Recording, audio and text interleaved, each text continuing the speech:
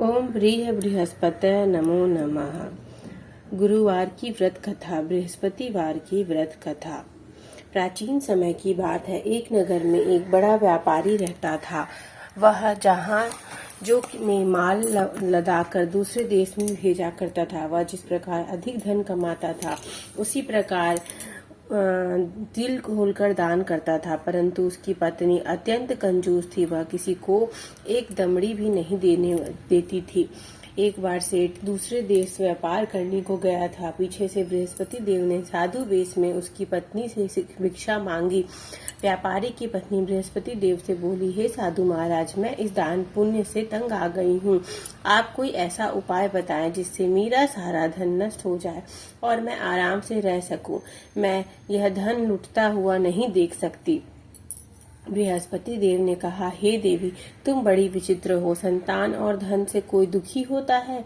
अगर अधिक है तो इसे शुभ कार्यों में लगाओ। कुंवारी कन्याओं का विवाह करवाओ, विद्यालय और बाग बगीचों का निर्माण कराओ। ऐसे पुण्य कार्य करने से तुम्हारा लोक परलोक सार्थक हो सकता है। परंतु साधु की इन बातों से व्यापारी की पत्नी को खुशी नहीं हुई।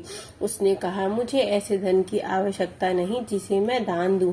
तब बृहस्पति देव बोले, यदि तुम्हारी ऐसी ही इच्छा है तो मैं तुम्हें एक उपाय बताता हूँ। 7 बृहस्पतिवार घर को गोबर से लीपना, अपने केसों को पीली मिट्टी से धोना, केसों को धोते समय स्नान करना, व्यापारी से हजामत बनाने को कहना, भोजन में मांस मदिरा खाना, कपड़े अपने घर धोना। ऐसा करने से तुम्हारा सारा धन नष्ट हो जाएगा। इतना कहकर बृहस्पति देव अंतर ध्यान हो गए। व्यापारी की पत्नी ने बृहस्पति देव के कहे अनुसार 7 बृहस्पतिवार वैसा ही करने का निश्चय किया। केवल 3 बृहस्पतिवार बीते थे कि उसकी समस्त धन संपत्ति नष्ट हो गई। वह परलोक सिधार गई। जब व्यापारी वापस आया तो उसने देखा कि सब कुछ नष्ट हो गया है। उस व्यापारी ने अपनी पुत्री को सांत्वना दी और दूसरे नगर में जाकर बस गया। वहां जब वह जंगल से लकड़ी काट कर लाता और शहर में बेचता। इस तरह वह अपना जीवन व्यतीत करने लगा। एक दिन उसकी पुत्री ने दही खाने की इच्छा प्रकट की, लेकिन व्यापारी के पास दही खरीदने के पैसे नहीं थे। वह अपनी पुत्री को आश्वासन देकर जंगल में लकड़ी काटने चला गया। वहां एक वृक्ष के नीचे बैठ अपनी पूर्व दशा पर विचार करने लगा। उस दिन बृहस्पतिवार था। तभी वहां बृहस्पति देव साधु के रूप में सेठ के पास आए और बोले, हे मनुष्य, तू इस जंगल में किस चिंता में बैठा है? तब व्यापारी बोला, हे महाराज, आप सब कुछ जानते हैं। इतना कहकर व्यापारी अपनी कहानी सुनाकर रो पड़ा। बृहस्पति देव बोले, देखो बेटा, तुम्हारी पत्नी ने बृहस्पति देव का अपमान किया था, इसी कारण तुम्हारा यह हाल हुआ है। लेकिन अब तुम किसी प्रकार की चिंता मत करो। तुम गुरुवार के दिन बृहस्पति देव का पाठ करो। 2 पैसों के चने और गुड़ को लेकर जल के लोटे में शक्कर डालकर वह अमृत और प्रसाद अपने परिवार के सदस्यों और कथा सुनने वालों में बांट दो। स्वयं भी प्रसाद और चरणामृत दो। भगवान तुम्हारा अवश्य कल्याण करेंगे। साधु की बात सुनकर व्यापारी बोला, महाराज, मुझे तो इतना भी नहीं पता कि मैं अपनी पुत्री को दही लाकर दे सकूं। इतना भी नहीं बचता कि मैं अपनी पुत्री को दही लाकर दे सकूं। इस पर साधु जी बोले, तुम लकड़ियों शहर में बेचने जाना। तुम्हें लकड़ी के दाम पहले से चौगुना मिलेंगे, जिससे तुम्हारे सारे कार्य सिद्ध हो जाएंगे।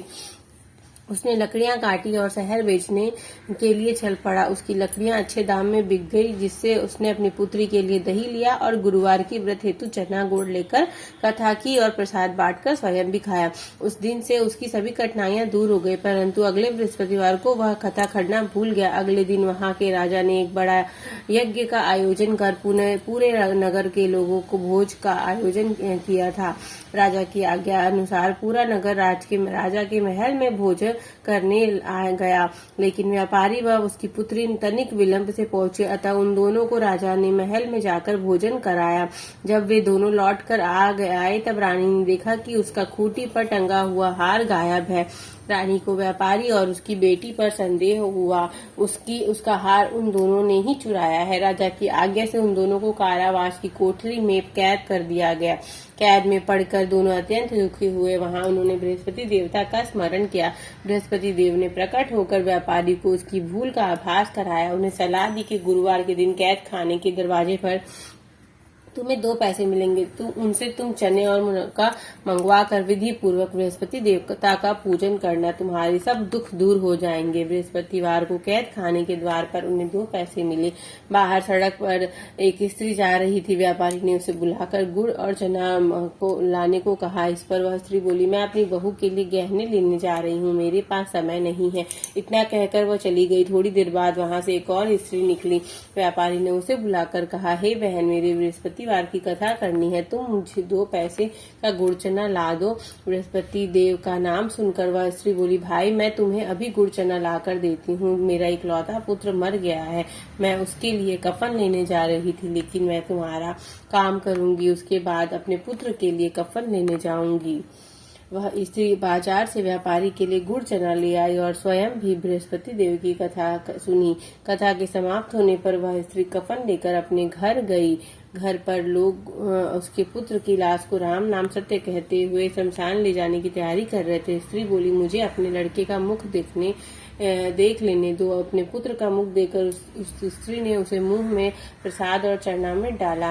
प्रसाद और चरणामृत के प्रभाव से वह पुनः जीवित हो गया। पहली स्त्री जिसने बृहस्पति देव का निरादर किया था, वह अपने पुत्र के विवाह हेतु पुत्र वधू के लिए गहने लेकर लौट रही और जैसे ही उसका पुत्र घोड़ी पर बैठकर निकला, वैसे ही घोड़ी ने उसे उछाल मारी कि वह घोड़ा से गिर गया। वह यह देख स्त्री रो रोकर बृहस्पति देव से क्षमा याचना करने लगी।